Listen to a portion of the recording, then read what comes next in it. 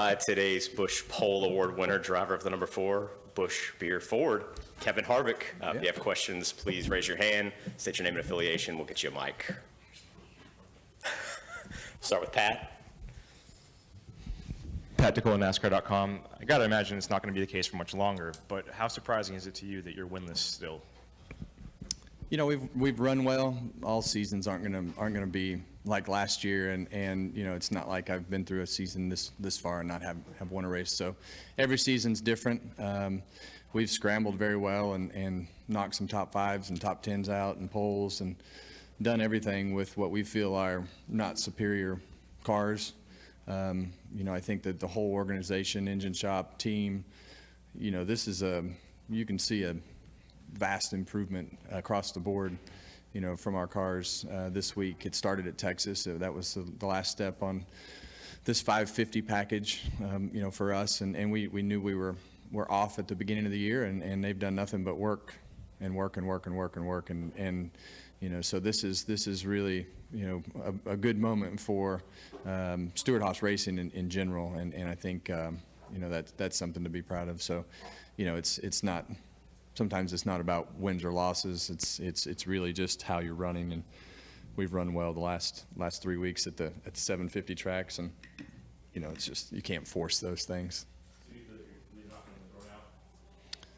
Yeah, I mean, you know, just all on how you look at it, I guess, and you know, I think for us, we want to lead laps and win races. So, you know, that's still the ultimate goal. You know, and I think as you look at the polls are great, but in the end, you do want to win, and that's why you're here. But when you can't, and you know, you think that you're off, being able to scrape you know, decent finishes out of weekends is also important too, because you're not always going to have the fastest car. And you know, I think as you know, if you're comparing it to last year, you can compare every year of my career to that and say that it was worse, because it was. So you know, it's every year's a little bit different, and has a little bit different look to it, and you know, this one's just shaping up to whatever it'll look like when we get done. Randy. Hey, Kevin, Randy Kovitz, Kansas City Star. Your 5th pole here. You've won twice from the pole here. And you talked about leading laps. You've led the most laps here. So how comfortable does all of this mean, you know, going into tomorrow? Yeah, you know, this has just been a really good racetrack for us, you know, since they've redone it, and you know, since I've come to, you know, while I was at RCR, this was probably our best racetrack, you know, if not our second best racetrack. And you know, coming here to SHR and having the success that we've had here, we feel like we've lost more than we should have at this particular racetrack for one reason or another. But we've also had, you know, good success here, whether it's poles or wins, and it's just a place that fits. You know, a lot of things that I like to do in the car, and you know, they like to put in the car, and it's just been a happy spot for us, and you just have to take advantage of those places, and you know, try to get a good result out of those places that you think you should. Briar Star Speedway Media. So how do you feel the race is going to be tomorrow night? Is it going to be single file all throughout, or do you think there's going to be some pack racing and kind of more entertaining? You know, I think it's going to be very similar to Texas. I think you're going to see some wild restarts. I think you're going to, you know, see guys, you know, when they have to check up, you're going to get the swarm of cars and that catch you. You know, I think for, you know, for us, you know, the closing rate has been very good on, you know, when you catch a draft off a car. So I don't think it's going to be one big pack. You know, you're going to see that for, you know, 7, 8, 9, 10 laps on a restart like you did at Texas, because you do have multiple lanes here. But you know, I think as you run through the night, I think you're going to see some tire strategy. I don't think the tire fall off is going to be near as bad as it has been in the past. I think there's still going to be some there, but you know, we hadn't seen a lot today, and it's going to be cooler tomorrow night. So you know, I think that the exact style of race is going to be hard to tell you, because the conditions are going to be. They're going to be different when it's dark. Huh? I'm not. I didn't predict it. I didn't predict it there. Then back to Pat. Jeff Gluck AF. Oh. I saw it. Jerry Jordan. I thought that was creative. kicking the tires on that. We know you're an advocate of swapping the schedule around, and next week we have the All-Star race. Can you talk about the importance of that race, but is it important enough to stay in Charlotte, or would you like to see that one of the first things moved to make it more accessible to fans? Yeah, I think it needs to be more accessible to the fans. You know, I think there's a number of places that you could move it around to. I really think it would be, you know, a great piece of NASCAR racing that you could use to kind of help build back the short track system. You could take that race to a number of short tracks across the country and combine it with a truck race and some K&N races, late model races, and you know, you go to the Nashville Fairgrounds or Irwindale Speedway or racetracks like that. There's no rules that you're going to have to make up. You're just going to have a good race, and you're going to have, you know, as many people as you want in the grandstands, as many grandstands as you can put up. But it's also a great way to spotlight a short track, build some enthusiasm in a market, and put some money in the infrastructure of a short track that may need it to keep going, to give it a staple type facility that can race in that region. So, you know, there's a number of different ways you could look at it. I mean, you could go to ORP during the week of the Indy 500, race on a Wednesday night at ORP, and I bet you'd have plenty of people there. Go back. I think you could get really creative with it. I love Charlotte, but, you know, I think, you know, in the end, Charlotte's got 3 races, and that, in this day and age, I think that's too many. Go back to Pat. Pat Ticola, NASCAR.com. I was going to ask if your qualifying lap was lit AF, but Yeah. I guess now just talk about the paint scheme and how important that is to kind of branch out to different fans. Yeah, you know, I think as you look at next week, they've made the tweet, and I didn't really pay attention to it.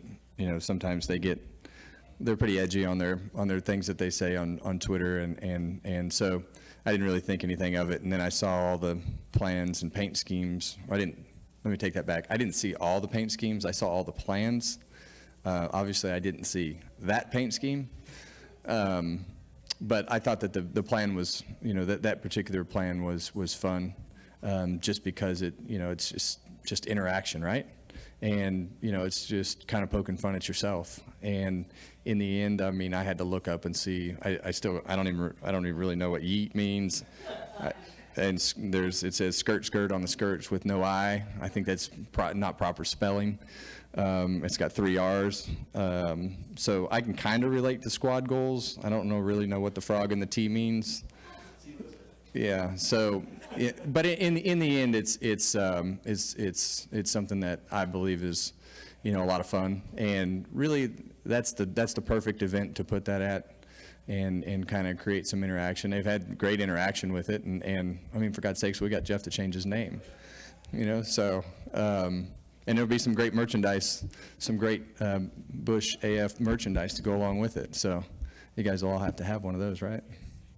But it's fun. And, you know, I've learned that sometimes it's more fun poking fun at yourself because you don't know what something is. And that's one of those situations. So it is the ugliest race car I've ever seen, though. Yeah. But I think that's part of what makes it great, right? And who knew there was a color, millennial pink? It's an actual color. It's not the prettiest pink.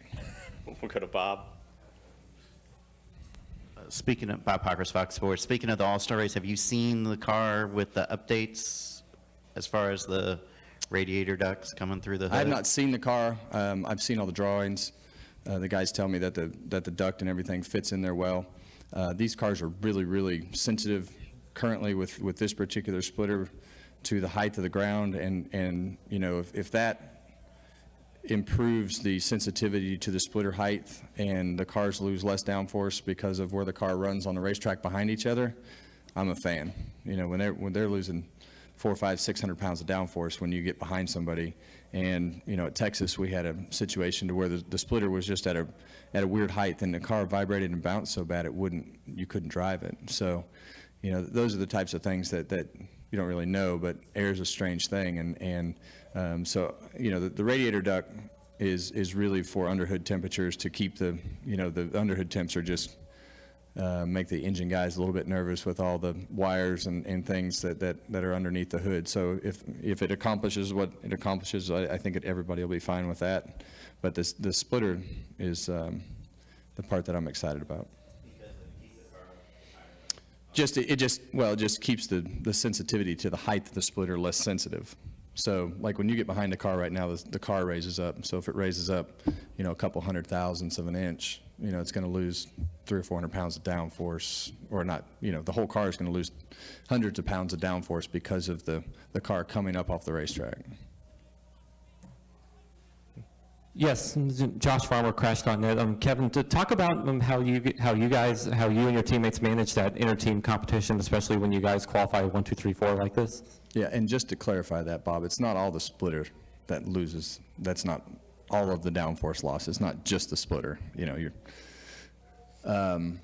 inter-team competition, it's hard to get a word in because Clint talks so much, so a lot of times it's difficult to understand if we're actually talking trash to each other, because most of the time Eric and myself and Daniel just kind of look at him and wonder what he's talking about. But it's a good group of guys to have together, just because I feel like we all work together well. Obviously Clint and I have been around for a long time around each other. Daniel's new, but very easy to get along with, and Eric could get along with anybody. So most of the time it's just me being a pain in the butt, more than anybody else. But everybody's competitive, but everybody's helpful. And that I think today is a classic example of having 4 good teams and the progression rate. And you look at how we got to this point and the things that were tried at Texas and throughout the other racetracks, and you can't do that with 1 or 2 cars. You have to have 4 cars that are running well. You have to have 4 guys that are willing to be somewhat similar to the thought process, and that's really where we are, as an organization, and I think that showed up last year as well, with the way that the cars ran. And a follow-up to that, as you mentioned, you've known Clint for a while, you guys are teammates at RCR, so is the dynamic between you and him the same as it was then, as it gotten better? I think as you look at it, our lives are much different, just because of the fact that we both have kids, and it's hard to find time to do things that we used to do. One, we probably would be in more trouble than nowadays than we were in those days. And 2, we just you just don't have time. When I have free time, I want to spend it with my kids, not out doing whatever. So it's you have to we go to work, and we know what we have to do, and then it's Keelan's schedule and his baseball games and the things that he does, and so we just both wind up busy. Anything else for Kevin? Perfect. Thank you. Appreciate your time. Thank you.